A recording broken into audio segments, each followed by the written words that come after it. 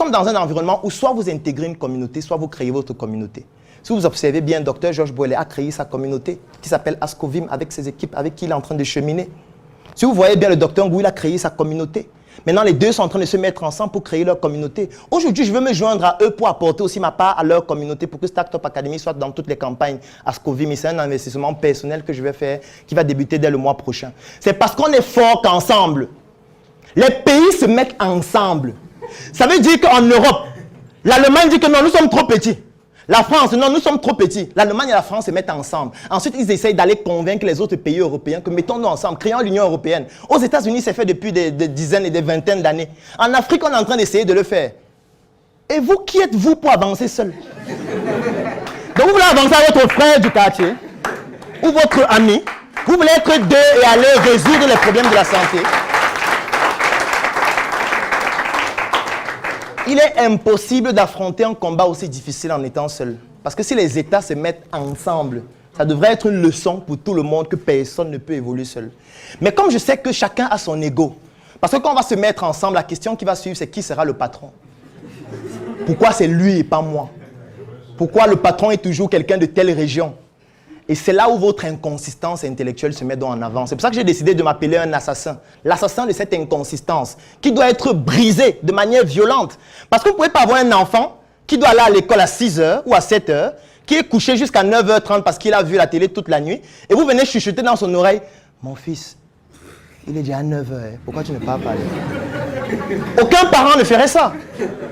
Parce qu'à ce moment donné, vous devez utiliser son cerveau limbique, c'est-à-dire vous devez choquer ses émotions pour que ça touche son comportement et ses attitudes, pour qu'il mémorise le fait qu'il ne doit plus jamais être couché à 9 h. Voilà les 3 fonctions du cerveau limbique.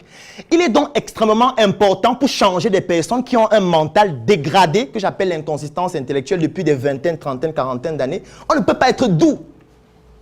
Il faut être violent. Violent pas parce qu'on est contre eux, pas parce qu'on voudrait les choquer ou montrer que nous sommes condescendants intellectuellement, non. Violent parce qu'on voudrait que ça apporte un électrochoc dans le cerveau. Parce que même pour réanimer votre cœur, il faut un électrochoc. Pour montrer qu'en réalité, nous sommes en train de ronfler intellectuellement. Et la première étape, c'est de sortir d'abord du sommeil intellectuel. C'est pour ça que j'aime utiliser l'expression « vendre son lit intellectuel » pour commencer à comprendre que l'environnement fonctionne d'une certaine manière. Et dès qu'on a compris comment l'environnement fonctionne, on peut y apporter des solutions dans un premier temps seul et dans un moment beaucoup plus long, ensemble pour être plus efficace. Parce que si le docteur Georges Bouellet continue de faire ce qu'il fait seul, ça n'apportera des solutions à personne.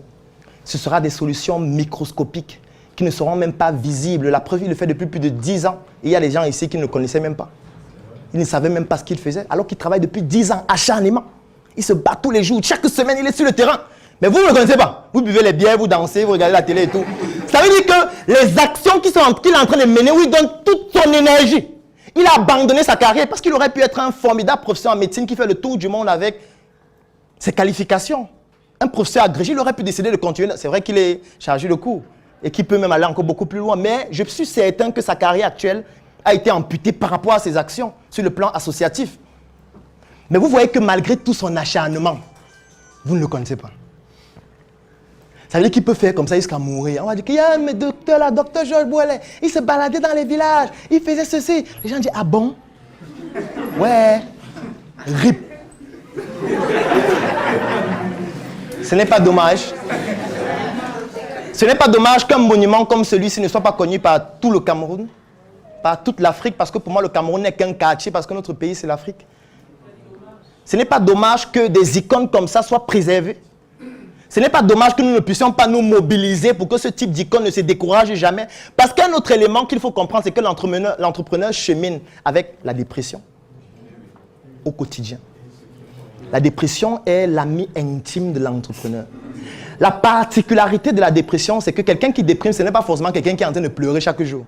Quelqu'un qui déprime peut être quelqu'un qui est sur les statues en train de danser à longueur de journée. Chaque soir, il va embêter, il boit avec ses amis. Alors qu'il est atteint un stade ultime de la dépression et un jour vous allez attendre qu'il s'est suicidé. Parce qu'en réalité, il s'est créé une prison, il a pris la clé, il a jeté. Et il n'a plus l'honnêteté de dire aux gens qu'en fait, c'est un film que j'ai créé autour de moi. Et ce film, il est obligé de jouer le rôle du personnage, jusqu'à la mort, jusqu'au suicide. Ne menez pas une vie qui n'est pas la vôtre. Ne comparez pas ce que vous faites avec ce que les autres font. Comparez-vous avec vos résultats d'hier.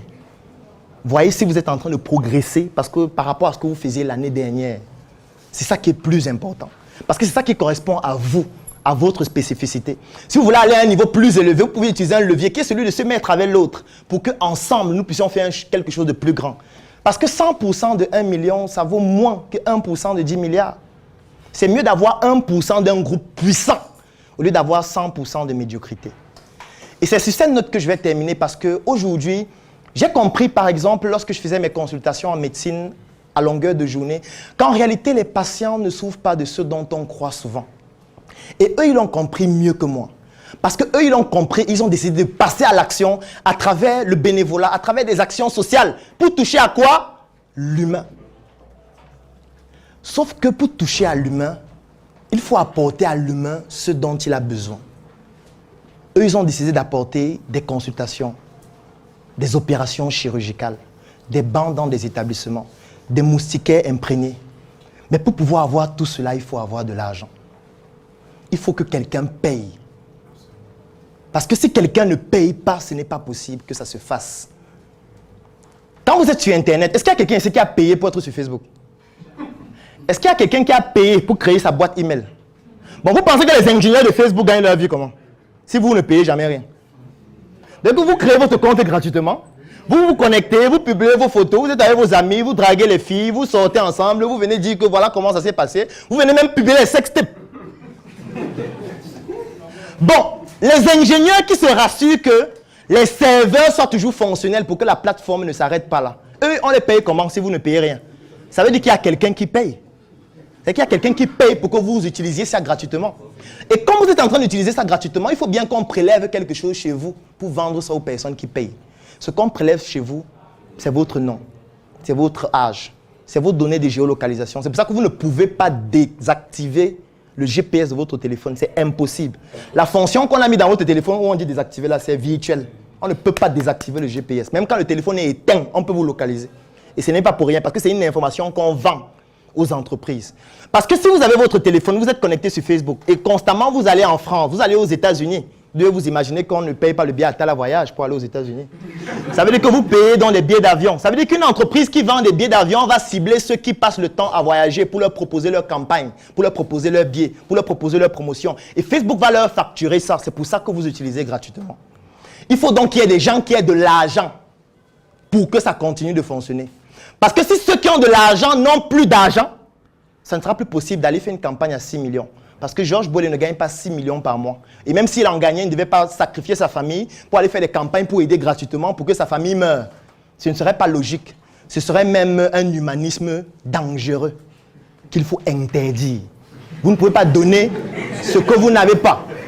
Vous ne pouvez pas donner quelque chose qui vous tue. Vous ne pouvez pas être un médecin pauvre et être au quotidien sourire. Ce n'est pas possible. Pour sourire, il faut traverser et travestir les besoins élémentaires. Pour travestir les besoins élémentaires, il faut de l'argent. Moi, j'ai donc décidé de m'attaquer à la problématique de l'argent. Pourquoi? Parce qu'en réalité, un être humain, il est bio, il est psycho et il est social. Il y a la partie biologique, oui, le fonctionnement des organes, le foie, le cerveau, etc. Mais le problème qui se pose, c'est qu'il y a aussi la partie psychologique qui est l'état d'esprit. Il y a la partie sociale qui est l'interaction qu'on a dans notre environnement. Et les trois sont liés. C'est pour ça que l'être humain a cette dimension tridimensionnelle qu'on appelle biopsychosociale. Si vous avez un problème psychologique, ça va attaquer les deux autres aspects. Si vous avez un problème social, ça va attaquer les deux autres aspects. Imaginez-vous, vous avez un patient qui arrive à l'hôpital, vous le consultez, vous trouvez que voilà, il a des maux de tête depuis 2-3 mois. Vous prenez votre ordonnance, vous dites paracétamol. Alors qu'il vient de perdre son emploi à cause de la Covid. Vous pensez que le paracétamol va résoudre ses maux de tête? C'est possible? Et qu'il finit de boire le para, il rentre à la maison, sa femme dit, on n'a pas mangé depuis le matin, les enfants sont là, on les a chassés à l'école. Et l'enfant ne connaît pas l'entrepreneuriat. L'enfant connaît le lait qu'il doit consommer. Il connaît les couches qu'il doit porter. Votre truc de l'entrepreneuriat, ça ne l'intéresse pas, il ne connaît pas de quoi il s'agit. Vous allez leur dire quoi? Que non, croyons au paracétamol, ça va aller.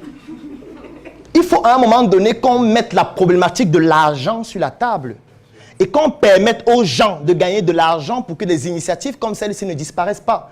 Parce qu'aujourd'hui, si nous étions tous riches dans cette salle, on devait dire, docteur Georges Boillet, vraiment la présentation est extraordinaire. Moi, je trouve que vraiment, tout le peuple doit soutenir ce que vous faites. Et pour ça, nous décidons de mettre une cagnotte de 2 milliards pour soutenir les campagnes pendant 10 ans. Ce n'est pas pertinent. Ça ne peut pas permettre de toucher plus de villages. Ça ne peut pas permettre de toucher d'autres pays. Mais comme on n'a pas d'argent, on dit... On dit vraiment, docteur Boile est trop fort, il est puissant. C'est un docteur qui fait des choses extraordinaires. Mais il y a deux choses que toi tu peux faire. Soit tu l'accompagnes à le faire, c'est-à-dire tu vas porter les sacs, tu vas porter le maïs et tout. Ça a un coût qu'il faut payer, il faut que quelqu'un paye. Soit tu décides d'être la personne qui paye. Parce que je suis certain que si c'est nous-mêmes qui finançons tout ça, l'impact serait beaucoup plus grand encore. Parce que nous pourrions choisir les orientations. Et c'est ça qui est aussi important. Nous pourrions décider de dire, OK, ce qu'ils sont en train de faire, nous allons faire des études scientifiques dessus. Et nous aussi commencer à être les meilleurs dans les publications scientifiques. Parce que vous imaginez le nombre de données qu'on a lorsqu'on opère autant de patients. C'est la publication scientifique qui en sort, qui est publiée dans les plus grandes revues internationales et que personne d'autre ne peut faire à un coût aussi élevé. Nous, ça devait nous appartenir. On devait se dire, le fait qu'ils aillent dans tous les villages. Dans les villages, on a des substances, on a des médicaments, on a des plantes médicinales. On pourrait faire des études scientifiques en même temps. Ça devait être moins coûteux. Parce qu'eux, ils se déplacent chaque dimanche ou chaque week-end. Ça veut dire que le fait qu'on n'ait pas assez d'argent nous ampute dans notre capacité à rendre beaucoup plus rayonnante ce type d'activité. J'interpelle donc chacun d'entre nous à mettre l'argent. Pas au cœur de sa vie. Parce que je sais que peut-être le cœur de votre vie, c'est votre copine, même comme le cœur ne bat que du sang. Et ne mettez pas les organes dans ce que je vais dire. Mettez l'argent à une dimension importante de votre vie. Sachez que sans argent, rien ne peut se faire. Les patients qui sont morts, les enfants qui meurent à l'hôpital en pédiatrie, là, 99,9%, c'est parce que de manière directe ou indirecte, il manque d'argent. Ça veut dire qu'il y a des cas, et moi j'en ai vécu plusieurs, où un patient meurt parce qu'il n'y a pas de 10 000. Et il meurt. Tout le monde voit comment il meurt. Et on ne peut rien faire. Parce que quand moi je suis sorti médecin au début, moi je me disais, non, ce n'est pas possible. Comment quelqu'un peut mourir parce qu'il n'y a pas 10 000? Je dois dire stop à ça. Et moi dans mon hôpital, qu'est-ce que je faisais? Quand je consultais un patient, et une dame par exemple qui avait son enfant, elle dit, ouais docteur, les médicaments que vous avez prescrits, je n'ai pas l'argent. Je dis, ça coûte combien? Elle dit 7 000, je prends 7 000, je donne. Elle dit, Jesus. Vraiment, que le Seigneur t'accompagne.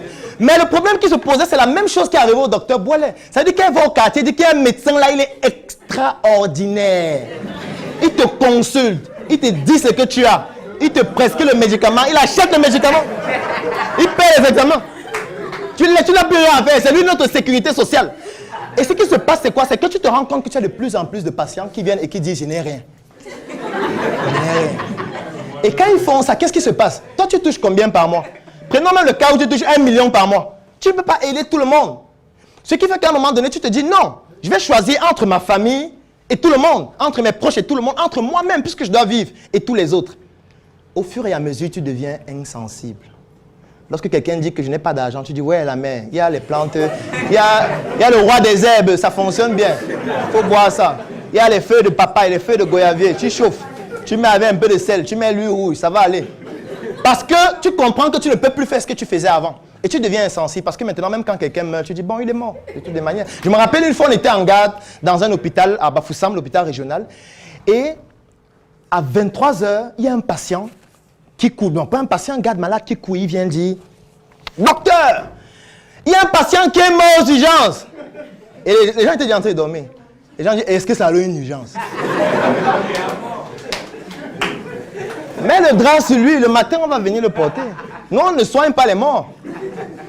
Vous voyez à quel point l'insensibilité est arrivée.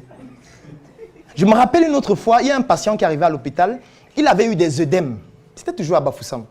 Il a eu des œdèmes, il est allé chez un marabout, on a scarifié son pied pendant 3 mois. Parce qu'on disait qu'on va enlever le mauvais sang. On scarifie, on appuie le sang, sort. Tu vois comment le sang est noir, non? C'est ça. Il mettait les produits, le sang noir sort. Son pied a pourri carrément. Avec des escarres partout. Il arrive dans l'hôpital, il est couché aux urgences. Et moi, j'étais étudiant en 5e année. J'arrive avec le médecin, bon, je ne peux pas le citer, mais je vais seulement dire ce qui s'est passé. J'arrive avec le médecin. Et quand le médecin arrive aux urgences, il dit tu étais chez le marabout, n'est-ce pas? Tu sais qu'on va couper ton pied, non? Ce jour,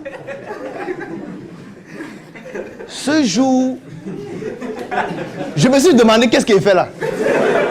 Qu'est-ce qu'il fait ici? Parce que c'était extraordinaire. Ça veut dire, il a rien. Il dit non, on va couper ton pied. Parce que quand vous parlez, vous ne comprenez pas. Vous dites que c'est rien, je maîtrise. Tu vas maîtriser au bloc. Et effectivement, on l'a amputé. C'est moins rigolo, n'est-ce pas? Parce que ça peut être un membre de votre famille, ça peut être votre mari, ça peut être votre frère, votre père, ou vous-même.